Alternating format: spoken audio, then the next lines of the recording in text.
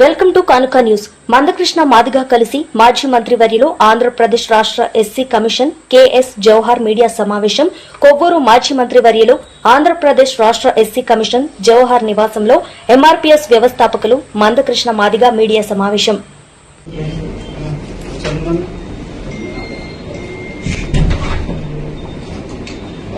ఆంధ్రప్రదేశ్లో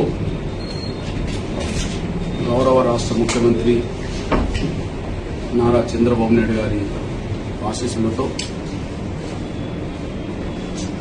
మొదటిసారి SC commission chairman Madiga సామాజిక వర్గానికి సంబంధించిన రాష్ట్ర మాజీ మంత్రివర్యులు జాతికి తనకు గుర్తింపు గౌరవం తీసుకొచ్చిన పార్టీకి ఎప్పటికీ కృతజ్ఞత ఉంటూ వస్తున్నాం. ఆయనను ఇబ్బంది పెట్టే వాళ్ళు ఉన్నా, ఆయనను అవమానించే వాళ్ళు ఉన్నా, పార్టీని అధినేతనే నమ్ముకొని ముందుకు సాగిన అవకాశాలు వచ్చినా రాకపోయినా చంద్రబాబు నాయుడు గారిని నమ్ముకోవడం వల్ల మొదటిసారి ఎస్సీ కమిషన్ చైర్మన్ మాజీ మంత్రివర్యులు మాదిగ సామాజిక వర్గానికి సంబంధించిన జవహర్ గారికి రావడం మాదిగ జాతి మొదటిసారి ఈ గౌరవం దక్కినట్టుగా భావించుకుంటుంది. ఇది వాస్తవం. దళితుల్లో 59 కులాలు ఉన్నప్పటికీ 2 ప్రధాన కులాల్లో ఒకరు అవకాశం పొందిన కులాలుగా, ఒకరు అవకాశం దక్కని కులాలుగా చరిత్రలో నమోదైపోయింది. ఉమ్మడి ఆంధ్రప్రదేశ్ మొదలుకొని ప్రస్తుత ఆంధ్రప్రదేశ్ వరకు ఇప్పటికీ ఎస్సీ కమిషన్ చైర్మన్ గా 4 నియమించబడితే ఆ 4లో ఒక్కరు కూడా మాదిగ సామాజిక వర్గానికి సంబంధించిన గతంలో జస్టిస్ పున్నయ్య మా సోదర సామాజిక వర్గానికి సంబంధించిన వ్యక్తి.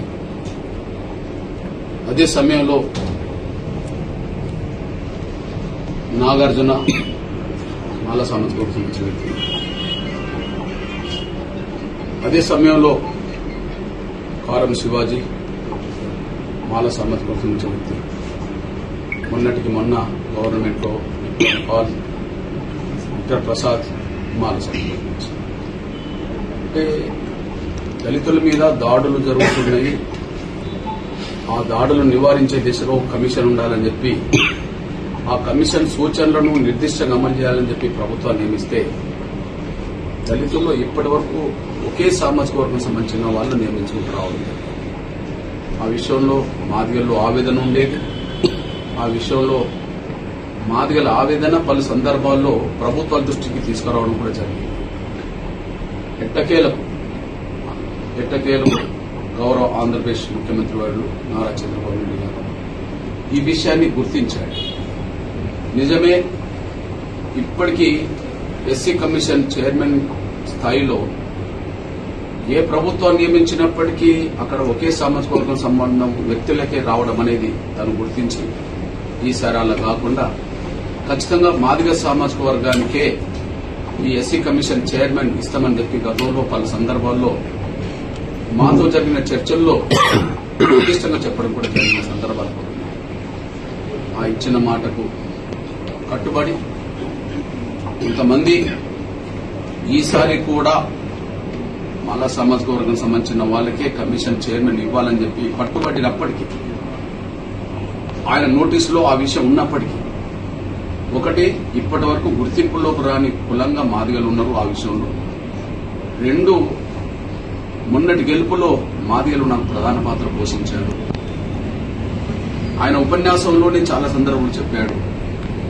ఈ రోజు ఎన్నికల సమయంలో జరుగుతున్న సంగ్రామంలో టీడీపీ, బీజేపీ, జనసేన కూటమిలో 4వ ఒక బలమైన సంఘంగా ఎంఆర్పీఎస్ కూటమి గెలుపు కోసం సమానంగా కష్టపడుతుందని చెప్పి చాలా సందర్భాల్లో తను బహిరంగ ప్రకటన చేయడం జరిగింది. ఆ విషయాన్ని తను గుర్తుంచుకున్నాడు. ఇంతవరకు మాదిగలకు అవకాశం రాలేదనే విషయం కూడా గ్రహించాడు. తనకు అండగున్న వాళ్ళకు నేను అండగుండడం బాధ్యతగా భావించుకున్నాడు. అది ఇచ్చేటప్పుడు ఎవరిని గుర్తించాలని సమస్య వచ్చినప్పుడు పార్టీకి లాయల్టీ వరకు దళితుల పట్ల ఖచ్చితంగా సమస్య వస్తే దళితుల పక్షాన్ని నిలబడి న్యాయం కోసం నిలబడేటోడు. అవకాశం వచ్చినా అవకాశం రాకపోయినా నమ్ముకున్నది ఎవరని చెప్పి ఆయనకైనా విశ్లేషించుకున్నప్పుడు బాబు గారు విశ్లేషించుకున్నప్పుడు ఈ ఎస్సీ కమిషన్ చైర్మన్ ఖచ్చితంగా మాజీ మంత్రి వర్యులు జవహర్ అయితేనే కరెక్టు.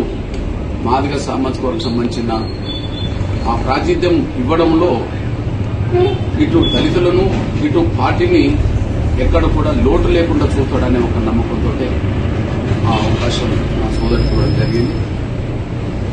గత దశాబ్దాలుగా ఈ కమిషన్ చైర్మన్ పది మాదిగలు రావాలని కోరుకున్న మాల్లం కాబట్టి మొదటిసారి మా సోదరుడికి వచ్చినందుకు చాలా సంతోషంగా ఫోన్లోనే మేము పలకరించి అభినందనలు కూడా చెప్పడం జరిగింది.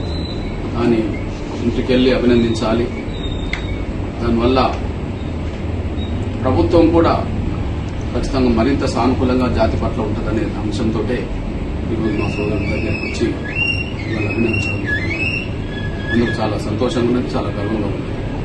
ఆయన నిబద్ధత ఏందో అందరికీ తెలుసు. పార్టీని ఏనాడు కంటికి రెప్పల కాపాడు ప్రయత్నం చేశాడు. ఆయనకు ఇబ్బందులు వచ్చినా, ఆయనకు అంతర్గతంగా కొన్ని ఇబ్బందులు ఎదురైనా పార్టీకి అధినేతకు మాత్రమే కట్టుబడి ఉండి తన సేవలు అందించాడు. జాతికి వీలైన సమయంలో ప్రతి సందర్భంలో జాతి పక్షాన్ని నిలబడ్డాడు.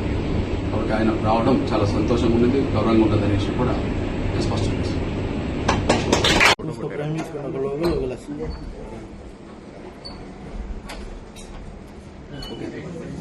ఆంధ్రప్రదేశ్ రాష్ట్రంలో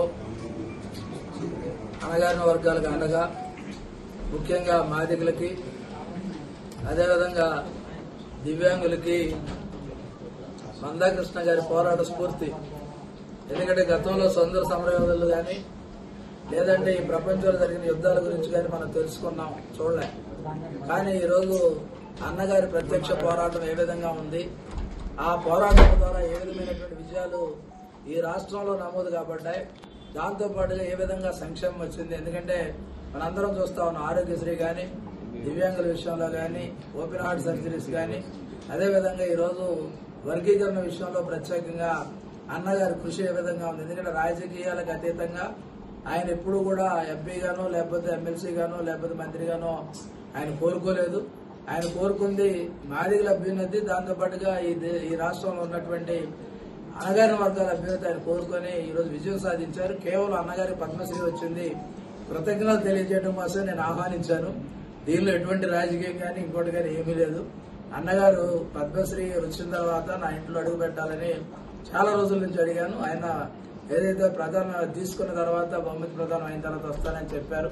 ఈరోజు వచ్చినందుకు అన్నగారి నా కుటుంబం తరఫున ప్రత్యేకంగా ధన్యవాదాలు. వారి స్ఫూర్తి అనేది ఎందుకంటే నిరంతరాయంగా ఈరోజు చెప్పాలంటే జగజ్జీవన్ రావు గారు, అంబేద్కర్ గారిని ఎలా చెప్పుకుంటామో, చరిత్రలో మందాకృష్ణ మాదిగ అనే ఒక వ్యక్తి మాదిగల యొక్క ఆత్మగౌరవానికి మాదిగ అనే పదం పలకని రోజుల్లో కూడా పెట్టుకొని చేసినటువంటి పరిస్థితిని ఒకసారి చూస్తే వారి ప్రత్యేకంగా అభినందనలు, ధన్యవాదాలు తెలియజేస్తాం.